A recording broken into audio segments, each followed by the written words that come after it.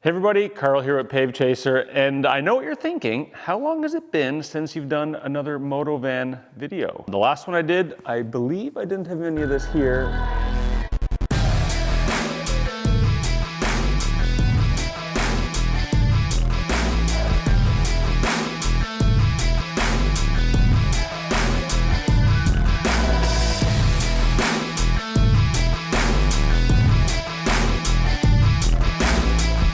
It's been about a month and a half, and the reason for that is some of the specialty installers and fabricators are quite busy this time of year. If you remember the last video I did about the L-track being installed, and then I had the wheel chock that would actually fit in there, I have now got that wheel chock back, and you can see here we have extended out these little feet, and we've also extended this out. The welders, some great guys down at Arc Welding have done this for me. I have yet to paint it as I wanted to test it. But tonight I can show you how this is going to fit, our newest addition, and what the next plan is. So now that I have got this wheel chock configured to work with the integrated L tracking, which is inset into the floor, I actually have two of these. As I mentioned from the last video, I can carry two bikes or one in the middle. So basically, I just slap that in there. There.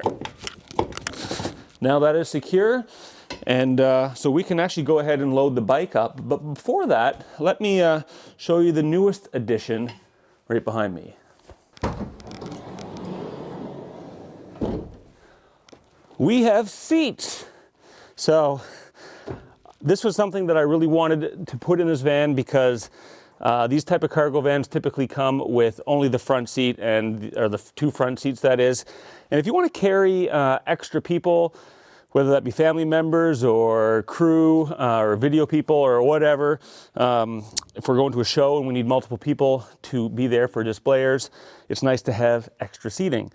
Right now I have two seats installed here. The company that installed them was back ordered on the third one, and there's going to be a third one sitting right here, so I'll actually have a full three-person bench seat back here.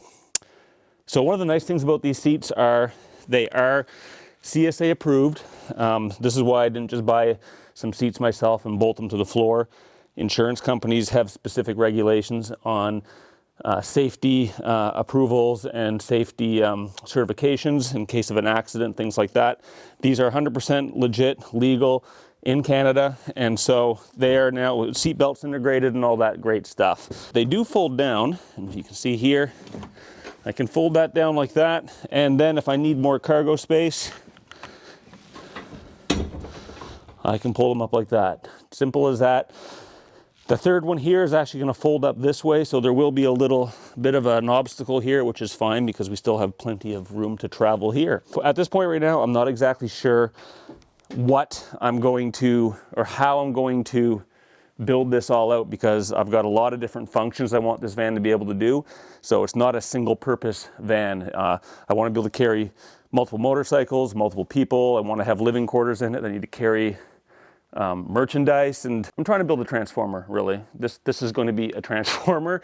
I need this to be able to transform into whatever needs I have at the time, and some of those needs are known and some of them are unknown, so I'm trying to make it as modular as possible. A couple videos ago I did a review on some motorcycle ramps, and I don't know if you can tell, but it's still winter here, cold, snow. Today was actually really nice, so I was able to get a little bit of work done. But why don't we go ahead, throw the bike in the back of this van, see how that loads up, see what kind of room we have here, and at the same time you can see how those ramps work. Okay, so I'm going to go ahead and set the ramps up onto the van. Pull that nice and taut.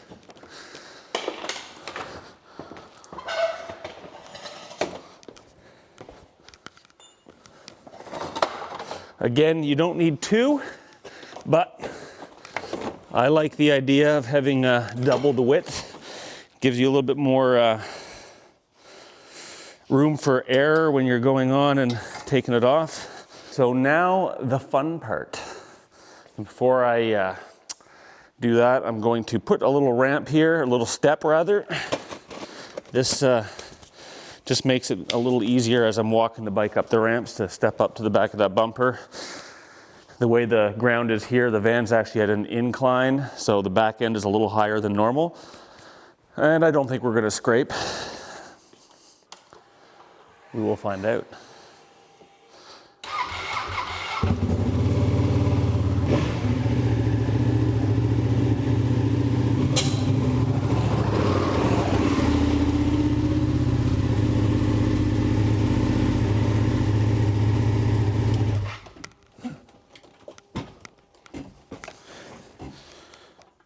Easy as that.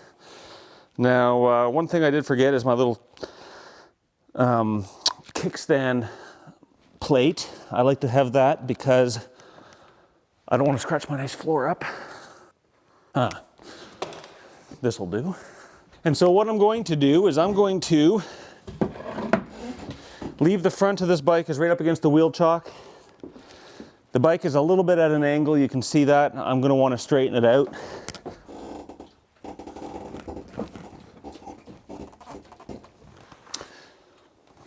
So now I have these little D-rings. I don't know if I showed them last video or not, but these are actually L-track D-rings. They will slide in this track wherever I want them to. So I'm going to put one here. And I will tie the bike down from the little bobbins here, the backside, and then the front from up there. Let's go ahead and do that, shall we?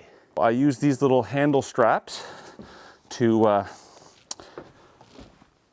go on the bike to attach my ratchet straps to. This way here I get a real nice, strong grip on there, and I don't have to worry about the ratchet straps scratching or otherwise maiming the shiny motorcycle. Now, these are not the ratchet straps I intend to use because these are a little bit overkill, but they will do the job for the illustration purposes. So again, up here, I don't know if you can see that, I actually have another one of these L-track D-rings that can go anywhere, and I'm going to position this one pretty much in line with the other D-ring that's built in to the van. And I'm also going to make sure that I hook my ratchet strap with the controls closer to the bottom. So I'll give that a snap or two just to tighten it up. And take this other 3,000 pound test ratchet strap. The handlebar right in there, the handlebar strap right on this D-ring right here. This is a built-in D-ring that comes on the Ford Transits.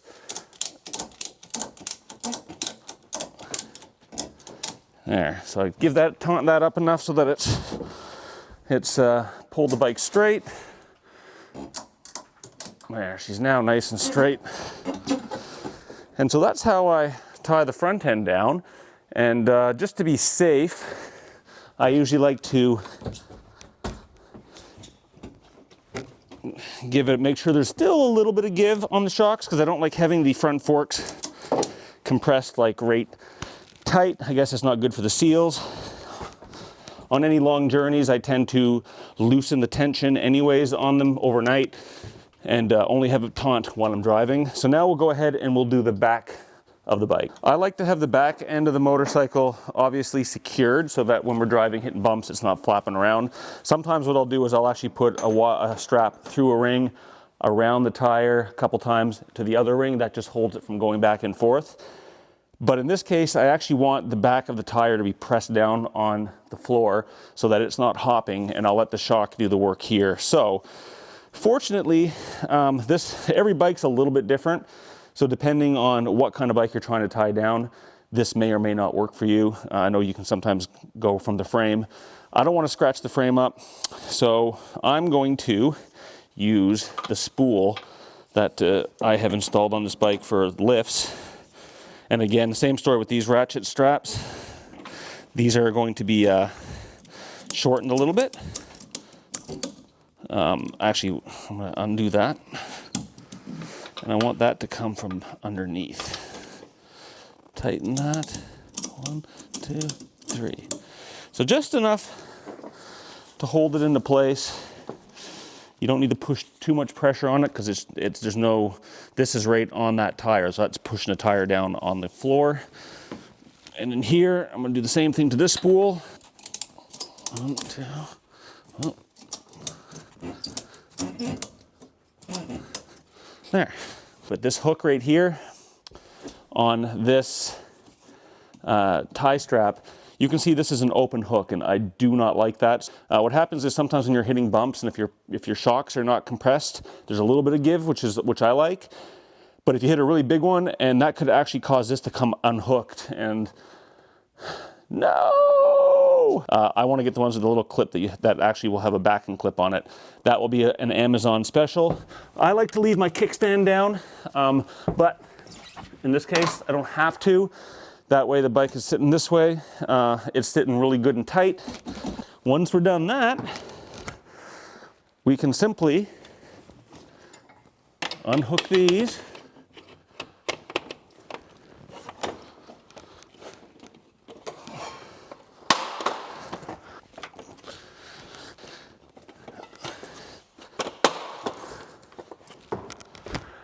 And I'm good to close it up and hit the road. In about 2 weeks from now, 3 weeks from now, Bike Week in Daytona, I am loading up the Panigale. I will be recording that trip and all of the adventures that will ensue, so do not forget to click subscribe if you haven't already. Click that little bell, and I look forward to seeing the next one.